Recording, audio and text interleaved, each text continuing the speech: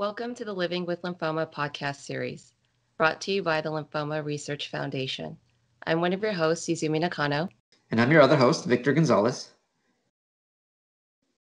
This is a series devoted to discussing matters important to those touched by a diagnosis of lymphoma. This episode of Living with Lymphoma will be discussing oral therapies and adherence. We're here today with our special guest, Geoff Grubbs, a CLL survivor who has graciously agreed to share his story and experience with oral therapies. We also have the expertise of Dr. Craig Portell of the University of Virginia.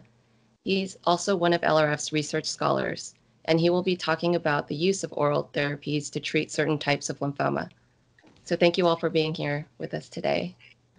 I remember when I first started working for the foundation, one, didn't know what lymphoma was, but two, also thought that when you have cancer, you were treated with chemo and radiation, and just thought that that was the treatment for everyone. But obviously, as I slowly started to learn about the disease and the treatments, I realized that there are so many different types of therapies out there, and so many drugs within those categories of therapies.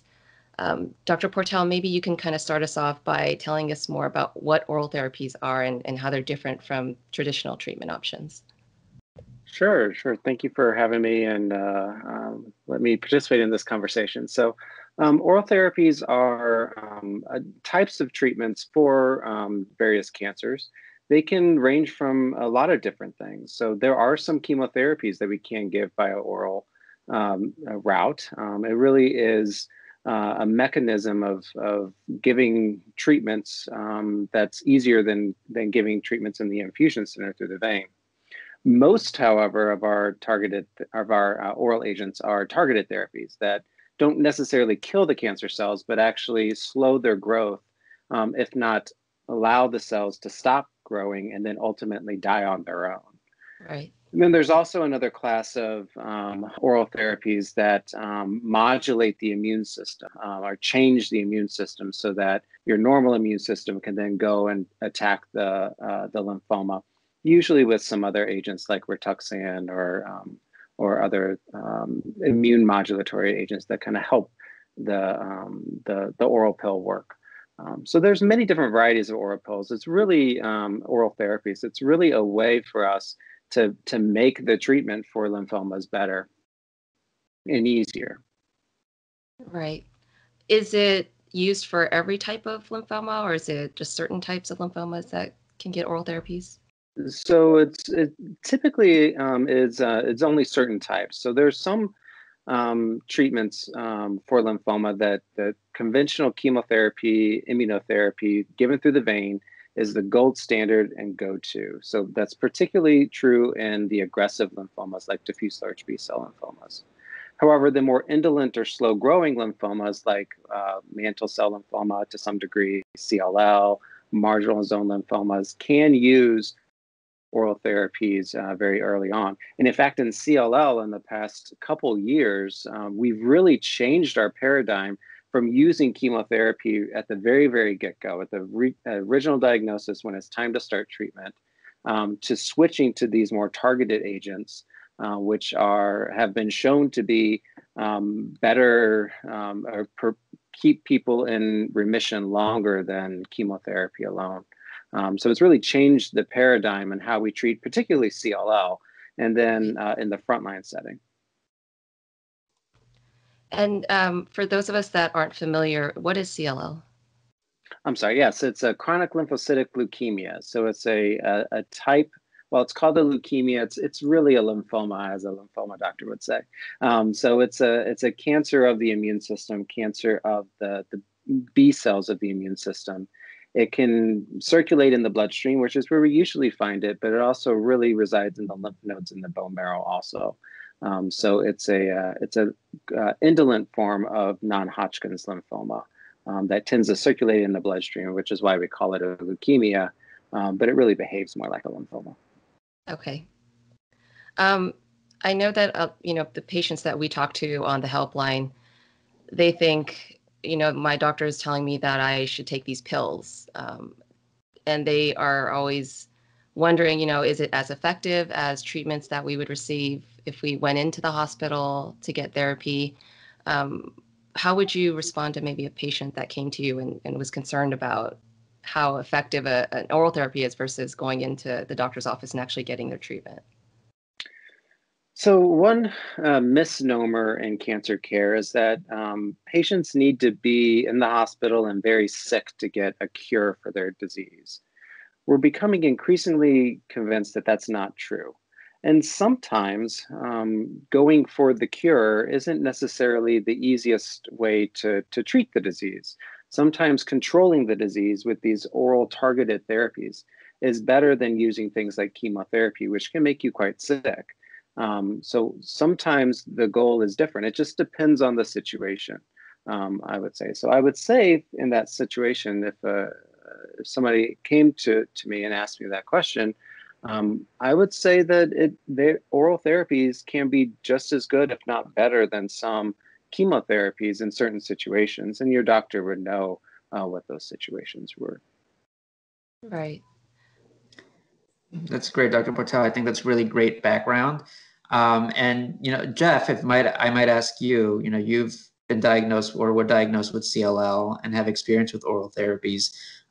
Before we get to your experience, I was wondering if you could share a little bit about your own story, being diagnosed, what other symptoms you experienced, and what that was like for you. Well, I had never heard of chronic lymphocytic leukemia. I didn't know there was such a thing as a chronic cancer.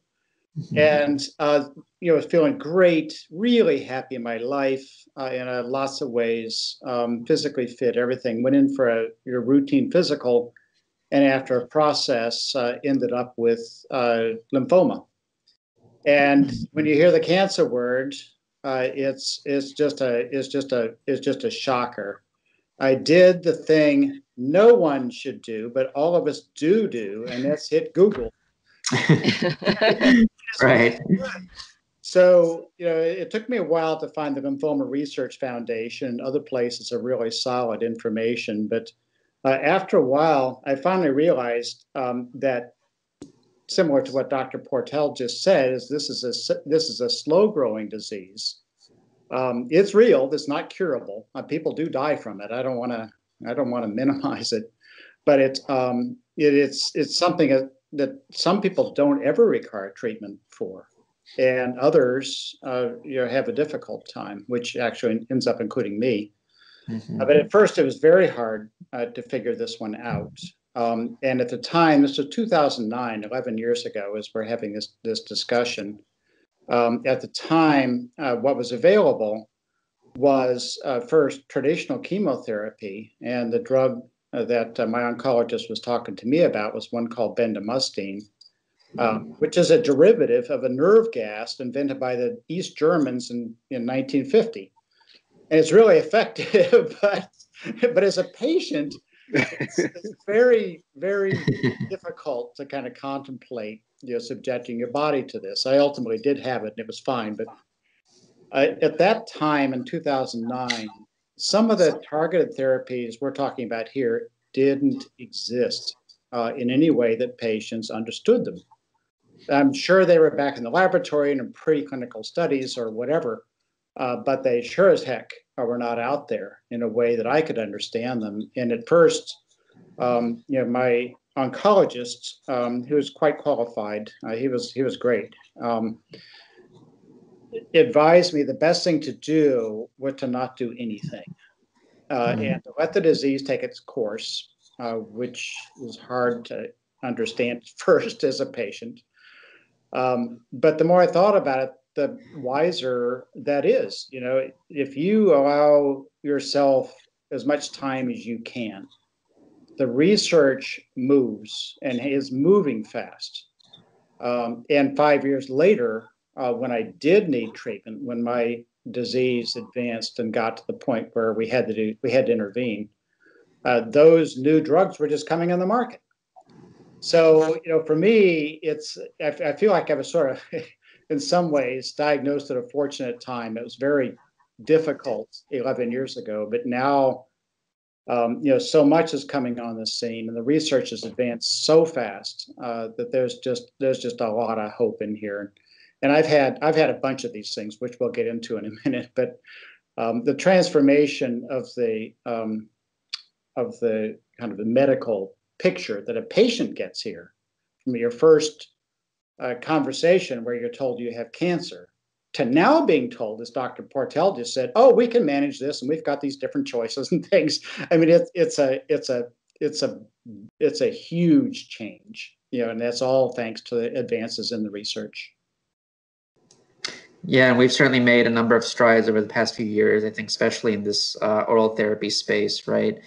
And I'm wondering, Geoff, when you first had that discussion with your doctor about oral therapies, what was going through your mind? How comfortable did you feel with the idea? And what did your doctor share with you at that point in terms of how promising he thought it would be, if at all? Well, by this time, some of the oral therapies were coming online. This is 2015. They were coming online, and some had been approved for patients that were relapsed and refractory, which means that that had a lot of lines, that they had a lot of treatments and they were not responding and things were looking pretty dim. Some of these new drugs were available for those people, but for me, I was treatment naive. I hadn't ever had anything before. And the Food and Drug Administration had not yet approved any of these super duper new targeted oral agents for that purpose. So I was very excited about the research by this time. I just think it's so cool what was happening in that front. And so I talked to my oncologist and found a clinical trial that included the new therapies. The name was idelalisib. The trade name is Idelig.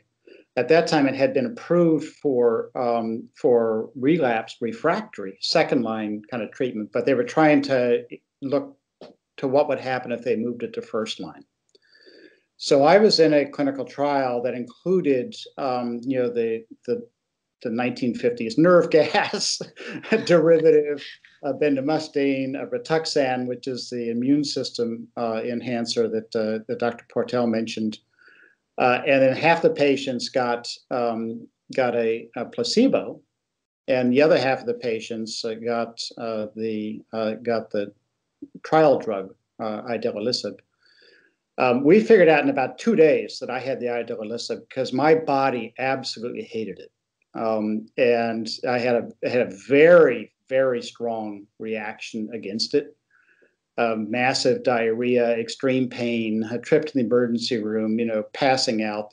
Passing out from pain, and a lot of liver consequences I won't bore people with. But my body really didn't like it. And here I am taking this traditional chemo, and it was actually fine. So I was having trouble getting around all of this. Ultimately, I ended up failing, or I should say I couldn't tolerate that trial drug, and we had to stop it. I did finish the traditional chemo therapy, which achieved a partial remission. I mean, I basically brought everything back to normal, felt fine again and stuff like that. So that was good, but almost immediately I started relapsing again. The end of that story is that other people besides me had a lot of difficulty with that drug in the first line setting. And FDA, they withdrew it from FDA application, and you still can't use it. Right? So in the end, for that purpose, for first line treatment, it does serve a lot of patients well, I think, in other settings. But for me, I was in that clinical trial. I gave them a lot of data. It was all negative data.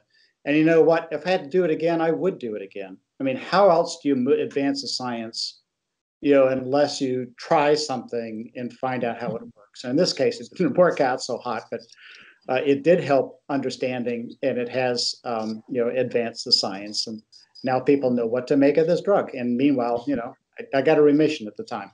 Yeah. And I think that was very well said. The idea that, participating in a clinical trial is very important. I think Dr. Portell, you'd agree as well, right? That's how we advance. Excellently said. Yeah. Yeah. And I also imagine, though, Geoff, that, there was still a level of hesitation or doubts that you may have had when you had to consider your next line of treatment, right? Which I believe was also an oral therapy.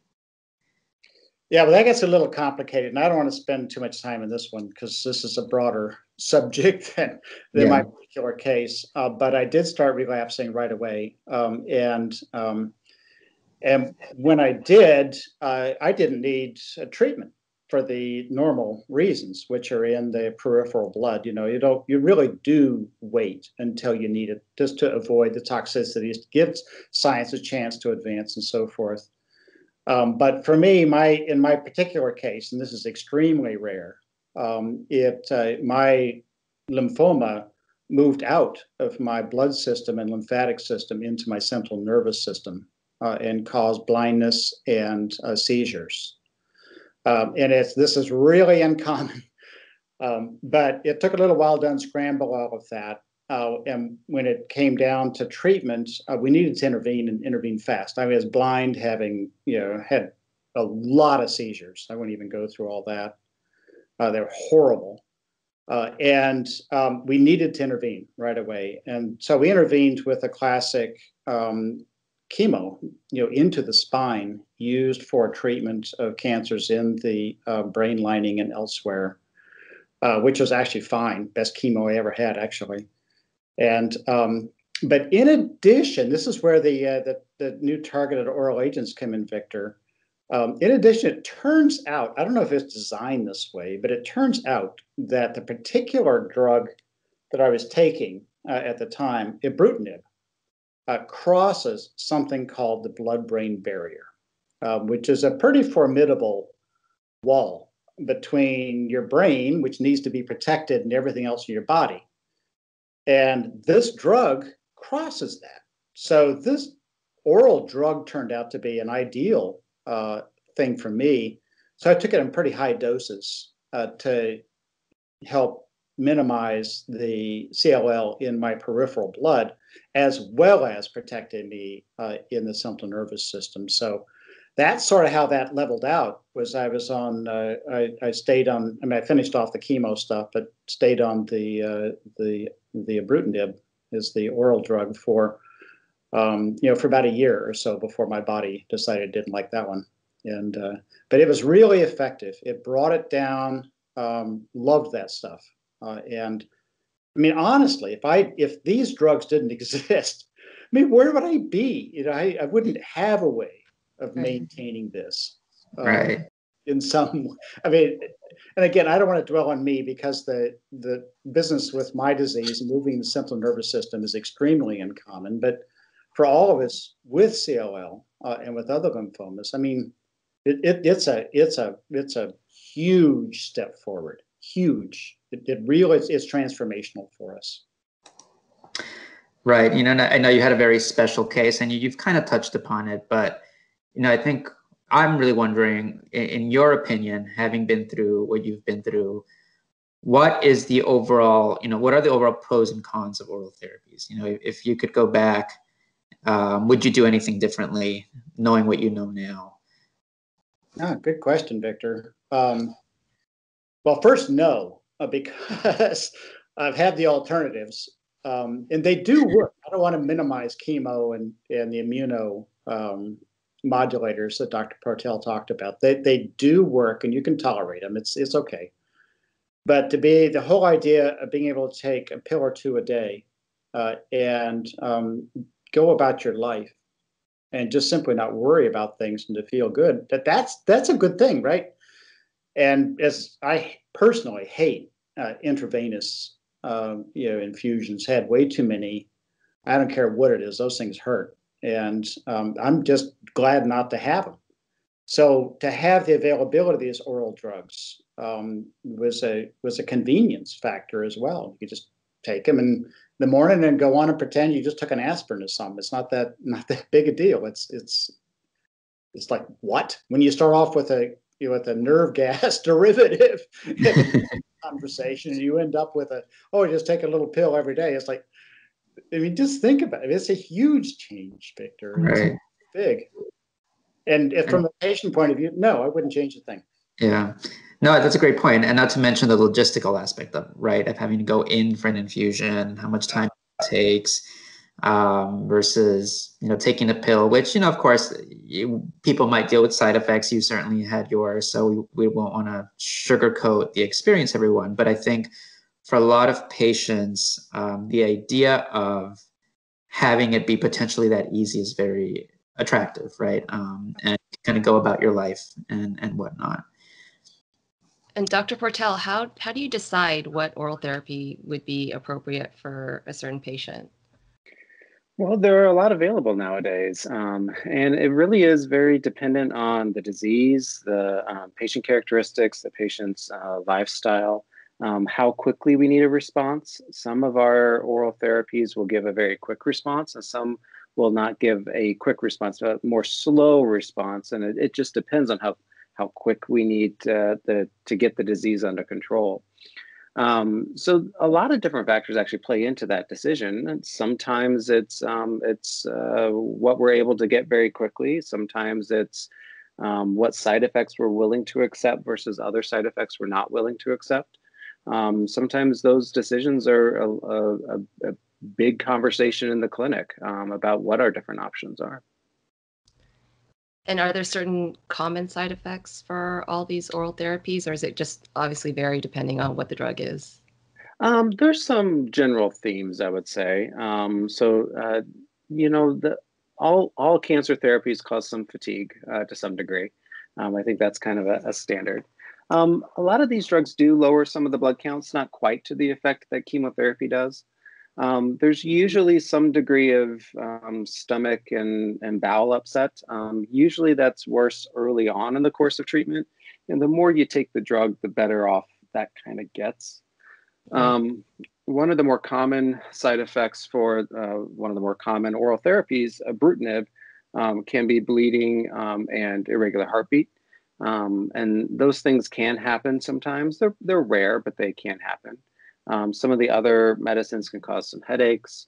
These are the different than your like blood pressure or cholesterol medicines, which typically are fairly well tolerated. These usually have some degree of side effects, and it's managing those side effects and getting through them that's the big kicker. So.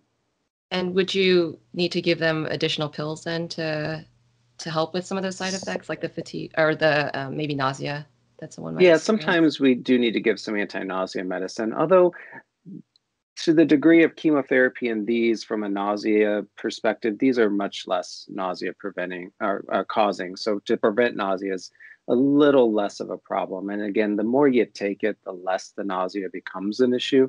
And we're not really quite sure why that is, but it's pretty clear that nausea gets better as you get months down the road. Right. And Geoff, was it hard for you to kind of keep track of the pills and what to take on a daily basis? Let me come back to that, Izumi. I just sort of want to Sure. comment on the side effects thing and what Dr. Portell was just talking about. From the patient end of these things, I guess what I have seen both with myself and lots of people I know that have lymphoma is truly every patient is different. Yes. A lot of people can have exactly the same drug and have radically different reactions to it. Like I described earlier, my pretty intense bowel and liver reactions to idelalisib. But I know people that are still alive and have tolerated it really well for years. It's just very individual sort of stuff. Right. Which is great to say as a doctor, but as a patient, you're sitting there waiting to find out which one might be you. Right? It's hard to predict too. So. You only find out the hard way. That's all right. That's all. But generally, and I've had, I think now a total of 3 of these targeted agents, and all of them have had side effects. At the moment, I'm not in any because I haven't any of them. But but some of the things, like Dr. Portell mentioned, the headaches, those can be extremely severe on one of the current drugs that's used that I've had, acalabrutinib. And I assume there's others as well. But in the case of that one, the answer is coffee in the morning. And I've got a friend that's also on that particular drug. He's had headache problems for years, but he really likes it because he now has 2 espressos every morning. So patient, you sort of find a way to adapt. I mean, it's the price you pay, in return for what you get. And if you have a constant level of protection and a really good quality of life, a couple of cups of espresso, and I don't want to minimize. Sometimes these things could be bad, but I'm just saying, sometimes as a patient, you really do find ways to cope with these, and it's okay. It beats the heck out of the side effects from the chemo. Mm-hmm. Eventually, the hope is, of course, that you'll also feel better, right? Because that means the therapy is working. Right. That's right. Now, Izumi, you also asked about sort of the kind of way to maintain this. Is this the way is that where you were going? Right. Yeah. No, that actually is an issue because these things are designed as maintenance drugs. And I'd love to hear, I don't know if it's now, probably later, but Dr. Portell, I'd love to hear you talk more about a future in which you don't have to maintain these things for your entire life. Is there a time in which we could simply stop these little things? Yeah, I mean, I think that's something that we're looking at, and I think we're looking at how the deep level of remission that some of these drugs can give. Some will do better than others, and some do require continual maintenance therapy because, again, they don't kill the cancer; they kind of control it. And we do worry it's kind of like a brake, right? If you have the brake on all the time, but then if you take the brake away, then the cancer can accelerate a little bit. That's what we worry about with some of them. Some of them, particularly venetoclax, I think is the agent that the oral therapy now that we're thinking is safe to stop. It is if it can get a deep remission, and then we can potentially stop for some time. In the short term, one of the things that we, as a community always concerned about is just the idea of adherence, right? Yeah. Mentioned like the brake part, right? So if you take your foot off the brake, what happens? Disease progression, things like that, potentially a negative outcome. When you speak to your patients who you prescribe oral therapy, what do you tell them in terms of adherence? And are there any tips that you share with them to, I know it might be therapy specific, but is there anything in general that you particularly highlight for them? Well, that becomes part of the conversation about which ones to use, right? So if someone feels that they can't quite manage to take 2 pills a day, then I'm going to pick the one that's a 1 pill a day drug. If someone, so that's the first thing is trying to make things simplified for the patient if possible. Some people are fine with 2 pills a day and feel like they can manage it very easily, fine. And some people can't. The other things that I kind of mention is, try to take the medicine at the same time every day. If when we start the medicine, it's started in the afternoon, then we'll figure out a way to make it easy for you to remember it so that it's there on your daily routine. Usually, if it's a once a day drug, in the morning while you're taking the rest of your medicines, brushing your teeth, et cetera, et cetera. Sometimes we have to worry about taking food around the medicines, so we'll talk about that.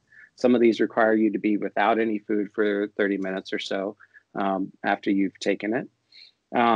And we also talk about if you miss a dose, that's okay, life happens.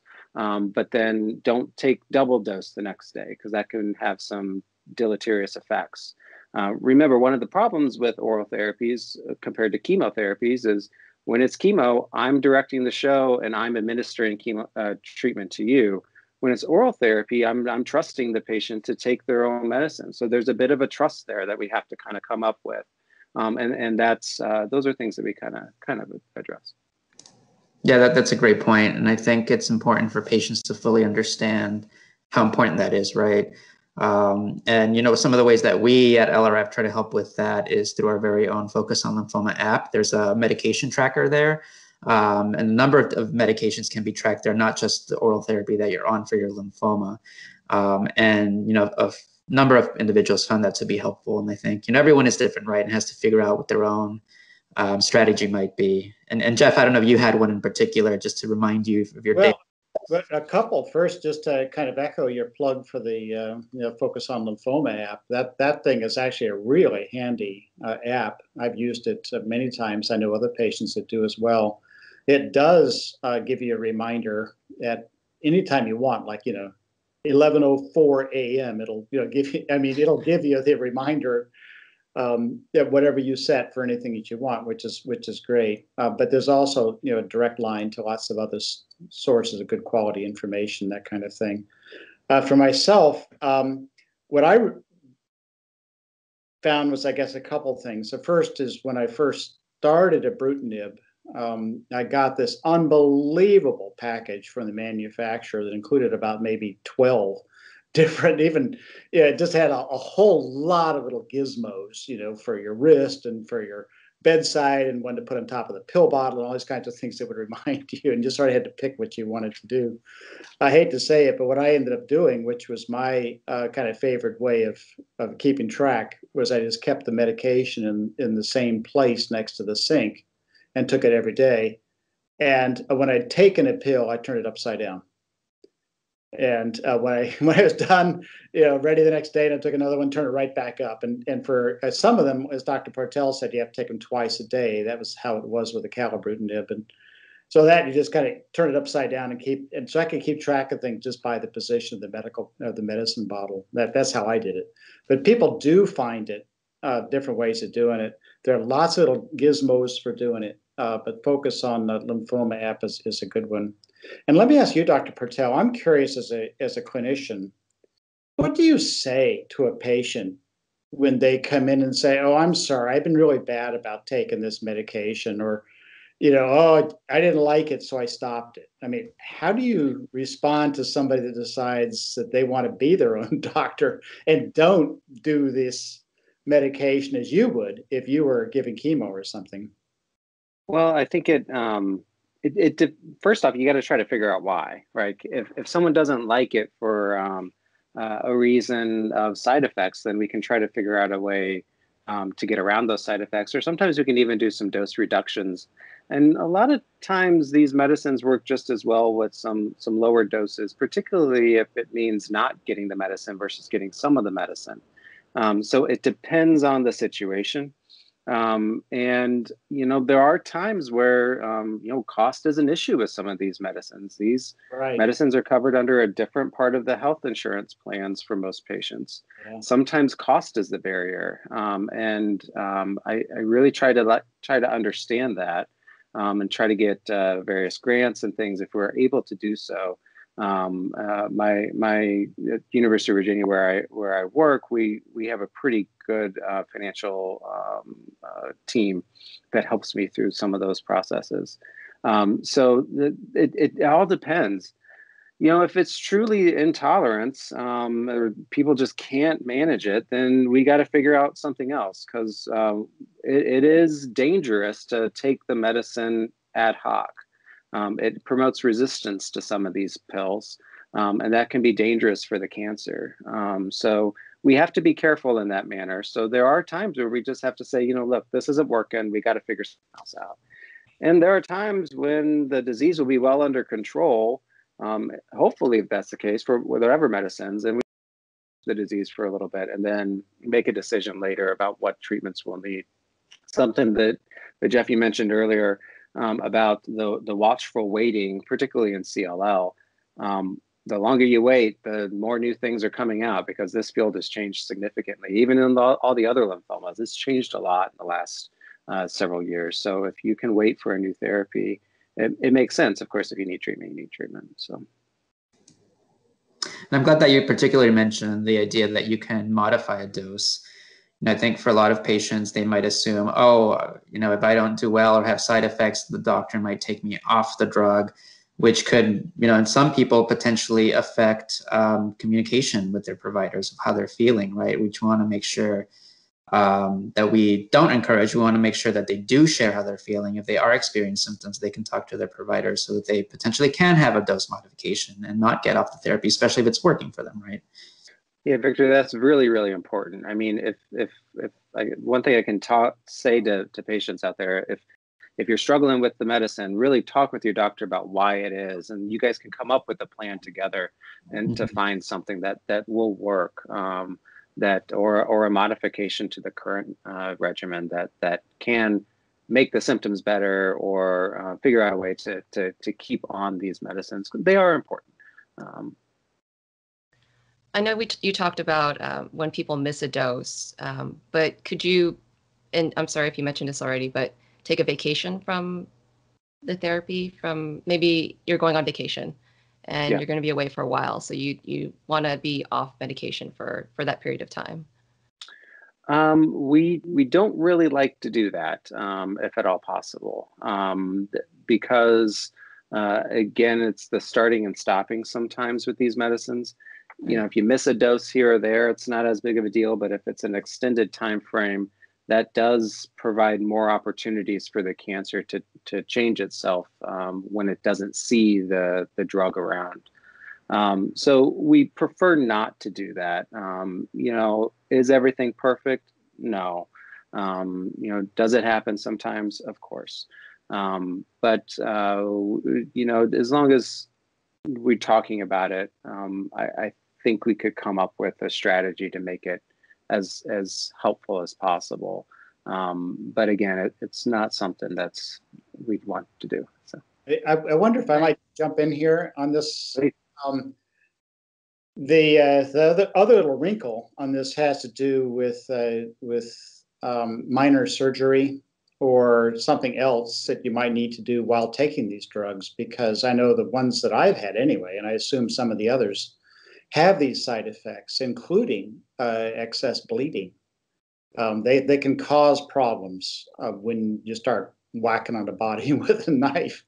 And in my case, it was you know, just a crown and a you know, just minor tooth stuff. But you know, for some people, it's like a knee replacement or things like that. And what I was told at the time, and Dr. Portell, maybe you can comment, what I was told at the time is it was okay to stop like 3 days before, go ahead and let it cycle out of your body so you don't get excessive bleeding, do the surgery, and then give it another 3 days to let yourself recover and then start back up again without any adverse effects. Is that generally true? How does this work with patients that really need a break? Yeah. So some of the drugs do cause some bleeding, and mostly it's the BTK inhibitors, and the ones on the market are ibrutinib, acalabrutinib, and zanubrutinib. They're all different classes of the same drug. They can cause bleeding, mostly it's kind of an aspirin effect. So yes, we do recommend you stop the drug for a certain period of time beforehand and restart it a certain period of time later. And the period of time depends on how aggressive the surgery is. So like a crown would be 3 days, it'd be fine. A major knee surgery or back surgery, we probably would recommend you hold it for a week before and a week after. Okay. So it depends on the severity of the surgery. The other drugs are not as big of a deal for that. Although there are times when we can't, you know, if someone's truly sick, like from a pneumonia or something of that nature, sometimes it's hard to take the oral pills, and we have to stop them just because we can't administer, people can't swallow for some reason. And those are okay. I think one thing we try to limit is just holding off on the medicine for reasons that are not medically needed, right? Because there are these medically necessary reasons to stop the drugs or pause the drugs for a bit. But if we can limit the times where we're holding the drugs for non-medical reasons, then we think that the disease will be better controlled. There's obviously times where we're going to have to pause. And you know, it is true, like Izumi said, life gets in the way, and we will have times where it's just not worth it to take the drug. But if we can minimize those as much as possible, that gives us more opportunities to treat on drug when we medically can't as we go forward.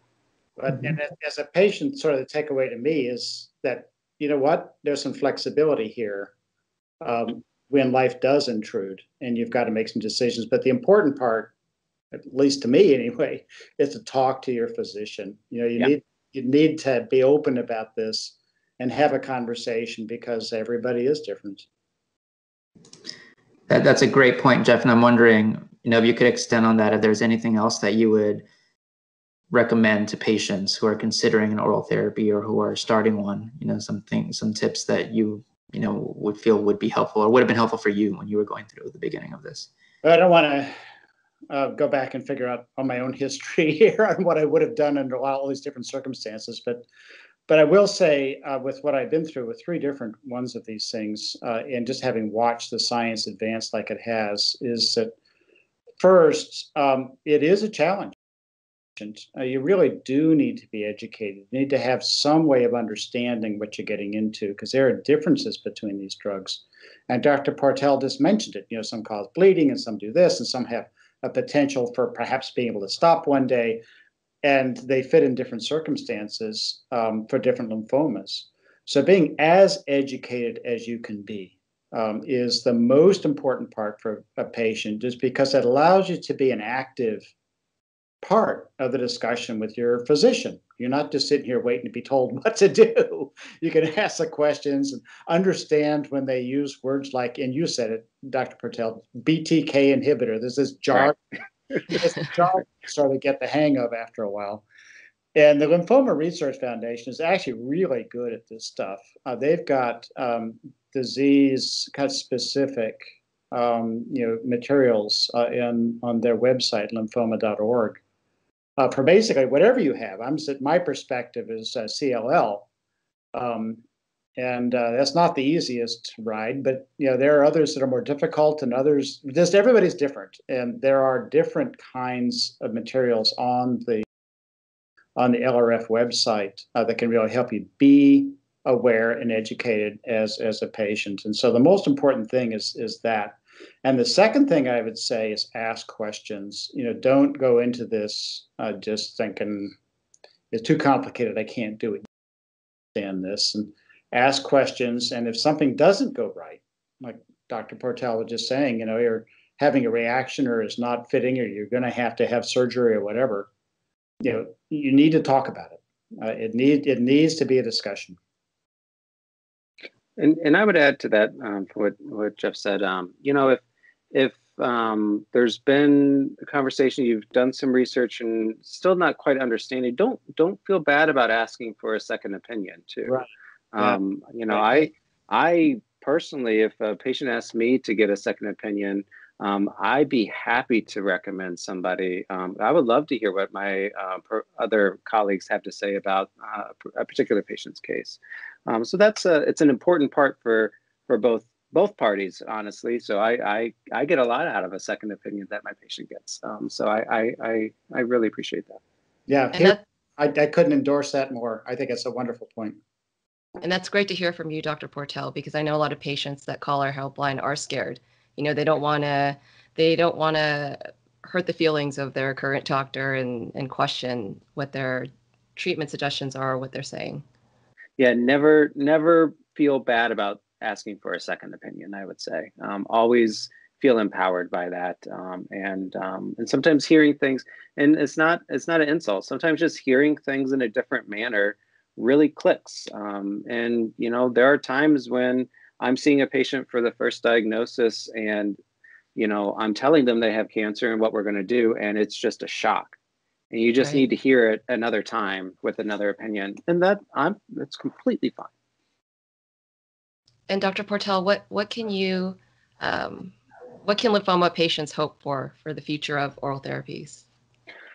Well, boy, the future is bright. There are a lot of different treatments, the oral therapies that are out there. We will always have our chemotherapy or immunotherapy stalwarts. There are some lymphoma diagnoses that are cured with chemotherapy, and it's a short course of treatment, you're done. There are some that are not, like CLL, like Geoff has, others like mantle cell, marginal zone, some follicular lymphomas, that we're finding new ways of targeting different pathways.